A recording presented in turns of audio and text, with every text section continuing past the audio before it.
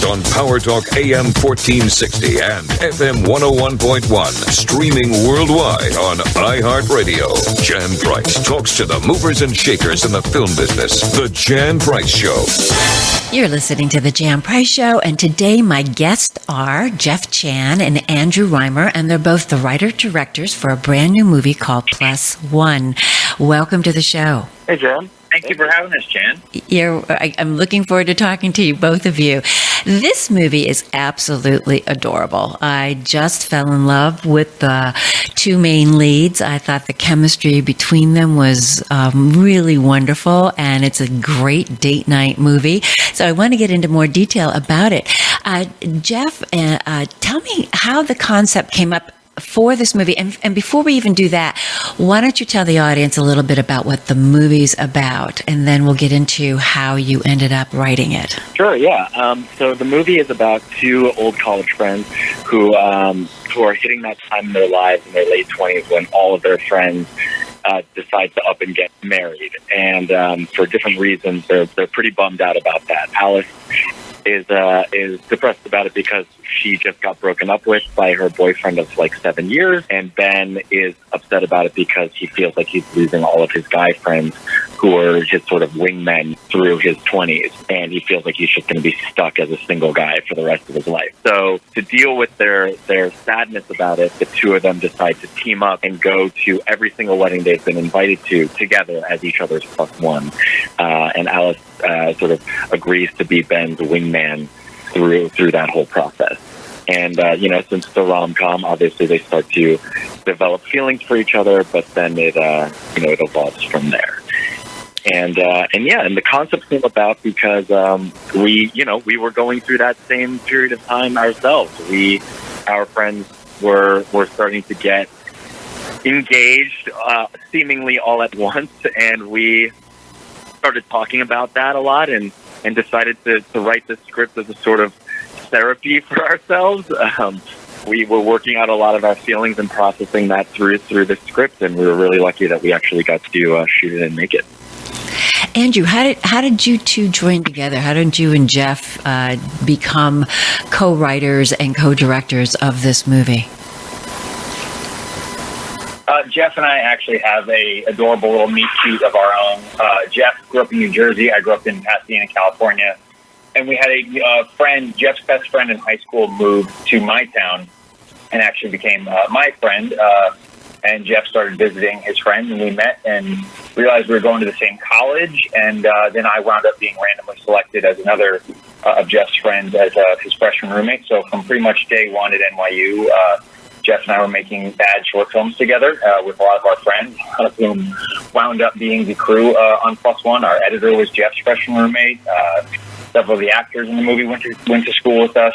So it's been a 14 or 15-year collaboration that's taken many forms, and it's just really been kind of a natural process of making movies with your friends that we've been doing since we were, a lot younger. What a great way to work, right? Always better to work with your friends, I suppose. Yeah, it's really great. It was wonderful. Yeah, absolutely. So I love Maya Erskine and Jack Quaid, their chemistry. How did you cast them? Well, we are very fortunate. We sort of got to know a lot of the people who worked on this movie, including Jack and Maya, back in college at NYU. So Jack and Maya both went to NYU. Maya graduated a year after us, and Jack graduated, I think, 4 years after us. So there was that NYU connection. We've worked with Maya on several occasions. We did 2 short films with her where she actually played a character very similar to Alice. We just changed her name to Alicia, but it's basically the same. The short films are called Pre-Game and Post-Party, and they're both on Vimeo.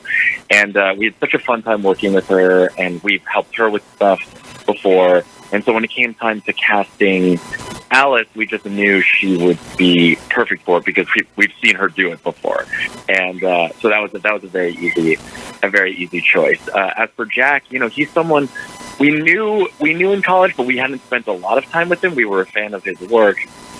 But we actually had a Skype call with him that was set up by our casting director, and he blew us away. He's like one of the nicest people we've ever met in our entire lives. You're immediately just amazed by his kindness. It's very genuine. And that's something we were looking for with Ben, because Ben is can be a very frustrating character at times, because he's someone we like to say, has watched too many rom-coms. He has this unrealistic view of love. He thinks there's the one out there, and he's not going to rest till he finds it. And that can make him a bit stubborn. So we knew, on the page, Ben can be this frustrating guy, and we wanted to infuse him with a native likability and kindness. And the second we spoke to Jack Quaid, we were like, oh, he has that thing. I think he can be the person that lifts up this character into a more likable place, and he absolutely did. Yeah, he did. He definitely did. He's very good. We should say who his parents are. Do we want to talk about who his parents are? Sure, yeah. Andrew, you want to jump in? Sure thing. Jack Quaid's parents are Meg Ryan and Dennis Quaid, and so I suppose he did grow up around quite a few very popular Hollywood romantic comedies himself. It's I'm sure a part of his childhood and everything. But yes, so that is sure thing. Yeah, he's certainly certainly comes from romantic comedy bloodline. Yeah. Yes. What were you going to say, Jeff? No, I was just going to tell a quick funny story that Jack reached out to me and Andrew while we were in the rehearsal process and asked us if there were any rom-coms he should watch in preparation for the film. And we listed off a couple, one of which was When Harry Met Sally, and he texted back, this is going to surprise you, but I've never seen that movie. You're and kidding we're like, me. what? You've never seen it? And he said, no, there's just something about watching my mom have a on-screen climax in a diner that I just have kind of avoided my whole life. And we said, yeah, that makes sense. You do not need to watch the movie. And a day later, we were at rehearsal, and we were about to rehearse this very big speech he needs to make in the film. And it's a very emotional scene. And he came in, and he had tears in his eyes. Like, his eyes were completely red, and he'd clearly been crying. And he said, Jack, what's wrong? And he said, I just watched When Harry Met Sally for the first time. And we said, oh my God, how do you feel? And he was like, I'm just so proud of my mom. And I can't believe I've never seen it before. And we gave him a second, and then we sat down and rehearsed the scene, and he absolutely knocked it out of the park, and we'll never forget it. He was so wonderful. He just brought a whole new energy to it. So, that was an amazing thing that happened. It's a thing you probably never would have watched it otherwise. Yeah, I just got chills when you were talking about that. That's really interesting. The Turner Classic Movies Film Festival, which I was just attended in April, the opening film this year was When Harry Met Sally. And so Meg Ryan was there with Billy Crystal and Rob Reiner. And Billy Crystal had the ceremony the next day, putting his, footprints and handprints at the Grauman, or I guess I call it the TCL Chinese Theater now. So that was kind of exciting too. That's really interesting. What scene was it that you filmed that he knocked it out of the park after that, Andrew? Well, I don't want to spoil it because it's towards the end of the movie, but it is the scene in front of the bathroom when he says some things he's learned. He makes a speech to Alice in front of the bathroom. Okay. There are so many great scenes in this movie. Did you have a particular favorite, Andrew? I mean, I think one of the ones that was one of the most fun, throughout the whole process of rehearsal and table reads and all that kind of stuff, one of the ones we had a lot of fun with was the what I guess we've come to call the Cuddle Scene, the scene where Ben and Alice are two friends who are staying in an Airbnb or in a small cabin, and they're forced to share a bed because it's just the arrangements of this wedding.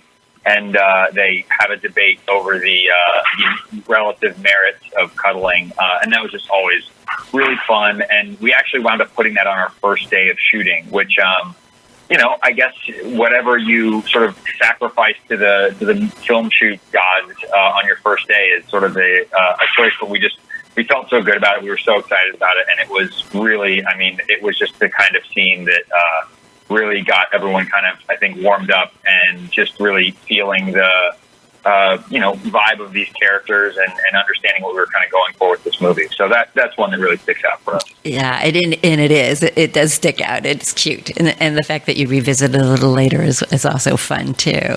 What challenges did you have with, two things, co-directing this? What was your process as far as both of you directing it? Did one of you pick one scene to film, or did you work together on scenes, or did you split it up? What was your process? And Jeff, I'll address Jeff first and then Andrew.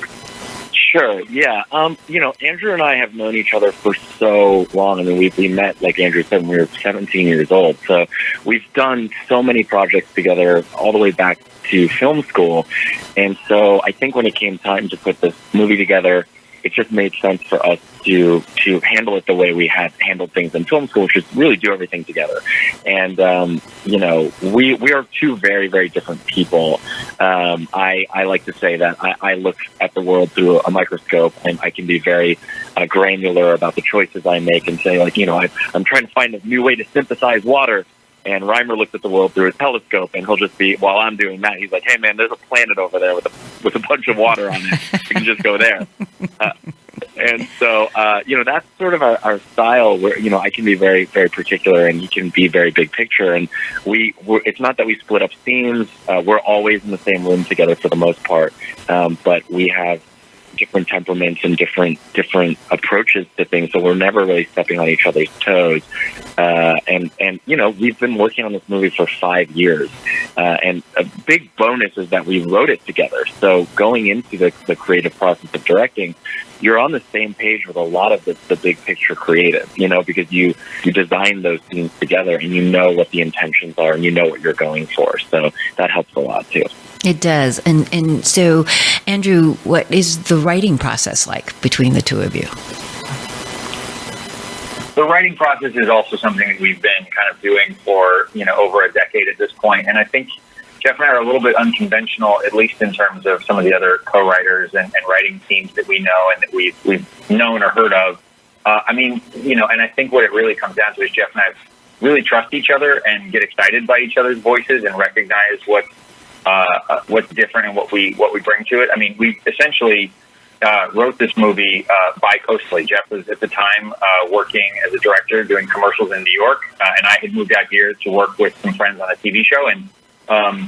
But we wanted to sort of get a new project off the ground, and so we started writing kind of on nights and weekends in between our day jobs on this movie, and so it was really amazing to basically be sending drafts back and forth. And I think because we get excited and trust each other, we're not really the co-writers who are sitting in a room shouting at each other over a final draft document. It's much more like being so excited to wake up in the morning and see, the draft that, of a scene that Jeff wrote and get to, take a stab at it and add some jokes or change a character's motivations or something, or, and then it's just a constant kind of like give and go. And I would say like we kind of have a general kind of like unspoken rule. We generally take things like maybe 70 or 80% of the way. Like we don't hand each other something that we think like this is 100% perfect. This is the scene as it should be. And if you change it at all, I'm going to be heartbroken and angry. It's like, no, we leave room for each other, and we know that kind of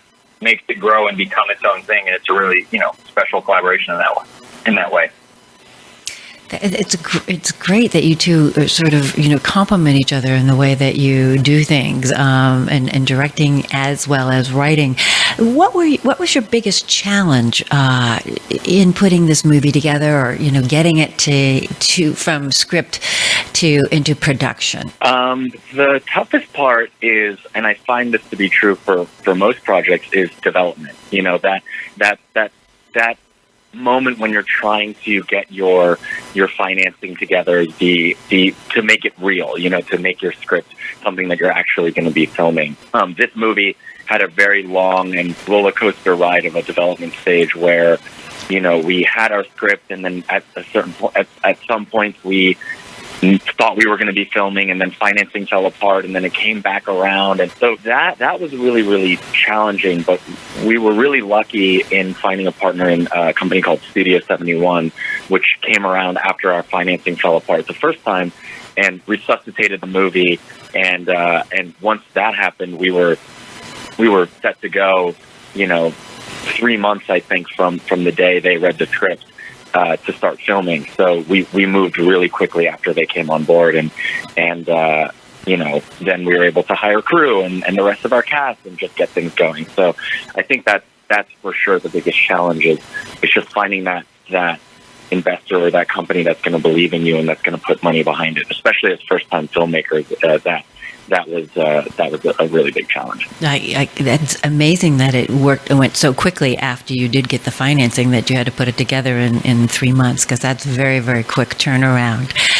If you are just tuning in, you're listening to the Jan Price Show, all about movies, and my guests today are writer-directors Jeffrey Chan and Andrew Reimer, and we're talking about their brand new movie called Plus One, which is just the cutest little.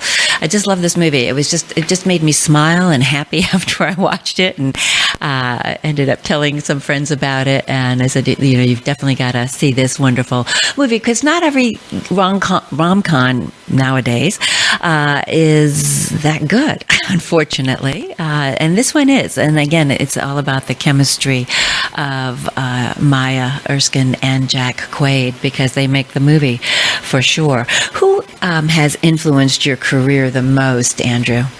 Let's see. I mean, I think that the influences, in terms of what Jeff and I both have been sort of aiming for. I mean, we started out together right out of college. I think the goal was to, when we started collaborating, we really wanted to write for The Office. So we looked at a lot of the, sort of TV writers that were doing things that we really loved, and that was sort of an initial goal. I mean, we also, with this movie, we were looking at, movies like Silver Linings Playbook, movies like Michael Winterbottom's The Trip. I mean, we grew up loving movies like When Harry Met Sally, and even things like Superbad. So in terms of influences for this movie, I think that we were really pulling from both the sort of buddy comedy and also romantic comedy genre, and that was sort of what we were trying to tie together here. In terms of things that influenced me just personally, I mean, I grew up loving the movies and TV shows of James L. Brooks. He did everything from The Simpsons to As Good as It Gets. And I mean, if there's a career that I am, eternally envious of and striving for, it would be his. But yeah.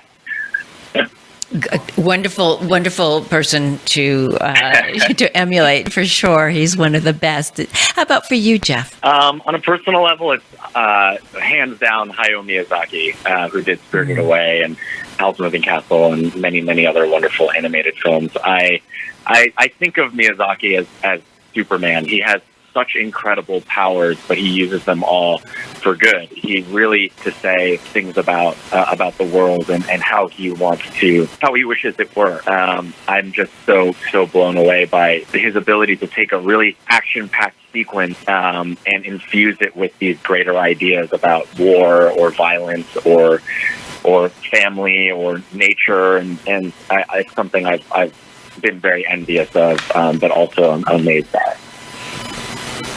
Wonderful. When you were in the process of putting this movie, it sounds like you both think with humor, obviously. Is that what you set out in the beginning? Did you both know that you wanted to work more in that arena of doing comedy, or are there other things you both want to do? And I'll direct that to Andrew first. Sure. I mean, I think in an overarching sort of, career sense, I think we think in terms of a lot of genres, but I think in terms of our voices together and the things that we really love and find ourselves gravitating towards, they are mostly comedies. With this project in particular, I think the genesis was looking around, and I mean, we grew up loving romantic comedies. There are wonderful ones from when we were, that are still around today and that were coming out when we were younger. But there's some of them, particularly the ones more recently, there's sort of a lack of honesty, is what Jeff and I were sort of seeing. It's just the way people fall in and out of love in movies doesn't always reflect quite the way we see more our friends starting and stopping relationships. And so part of a central thing in this movie, we like the idea of trying to figure out a movie where the kind of chief problem or impediment is one of these characters sort of being in his own head, kind of getting in his own way. It's a tough thing to sort of dramatize and put on screen, but it feels like that is, I don't know, probably 80 or 90% of my friends or family members or people I see go through breakups. It's not often some massive societal structure getting in their way. It's more just them freaking out a little bit and sort of self-sabotaging a relationship. And so that felt like a really important and valuable and kind of honest way of looking at relationships these days. It definitely is a more honest way of looking at relationships. I think that's why I like the film so much, because it's funny, but it's more realistic too. Those weddings, though, I mean, how did you all come up with those 10 weddings that are so unique and different? That was just fun.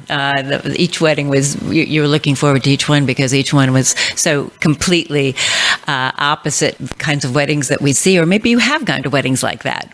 How did some of those weddings come to be, Jeff? Yeah, well, you're right to say maybe we have been to some of those weddings. A lot of the stuff in this movie, I would say most of it is based on real things that Andrew and I have seen, especially those speeches at the beginning of each wedding is taken from a speech we've actually witnessed before.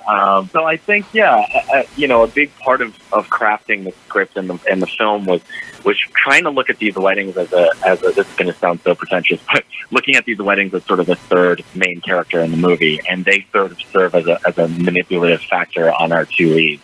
The worse the weddings are, the more cynical they are about love, the less likely they are to view each other in a romantic way. But the better they get, the more fun and serene or comfortable they are, the more likely they are to want to go on an adventure together or view each other in a special way. And so we sort of gathered up our cachet of all the weddings we've been to or we're going to go to and looked at that and sort of placed certain weddings or experiences we've had at certain points of this path for them to say, okay, there was this amazing beach wedding that I went to once and everything felt so amazing and it made me want to fall in love. That seems like a good point to push these two people into each other's arms. That makes sense there. But then there was that other wedding we went to that one time that was hot and outside and just uncomfortable, and we stayed in these crappy motels. That seems like a good wedding more in the beginning of the movie, So we were able to map things out that way, which is really nice.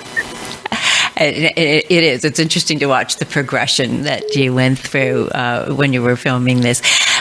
Where can people see this, and when is it coming out? The movie will come out on June 14th, and it will be both it'll have a limited theatrical release, so some theaters near you, and it'll be on iTunes and Amazon and video on demand. Wonderful. Well, I wish you much. Is there more? Go ahead. Yeah, great. Sorry. Go ahead, Jeff.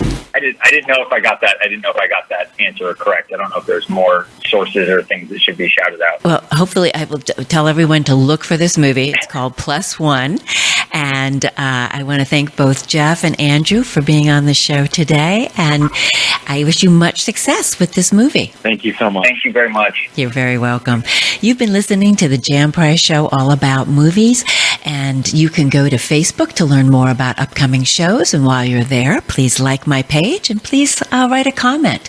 And to listen to the Price Movie Minute movie reviews and to listen to archive shows, you can also, that you may have missed, you can go to thejanpriceshow.com.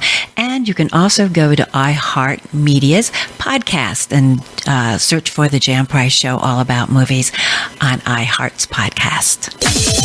On Power Talk AM 1460 and FM 101.1, streaming worldwide on iHeartRadio. Jan Price talks to the movers and shakers in the film business. The Jan Price Show. The Ozio Theater in downtown Monterey is now open every day, showing independent and foreign films. The Ozio Theater has new concession offerings, including beer, wine, hard cider, and their homemade lush slush. You can now schedule private event screenings for community charity events, birthdays, anniversaries, or just a fun gathering of friends. For more information, visit the Ozio Theater online at oziotheater.com.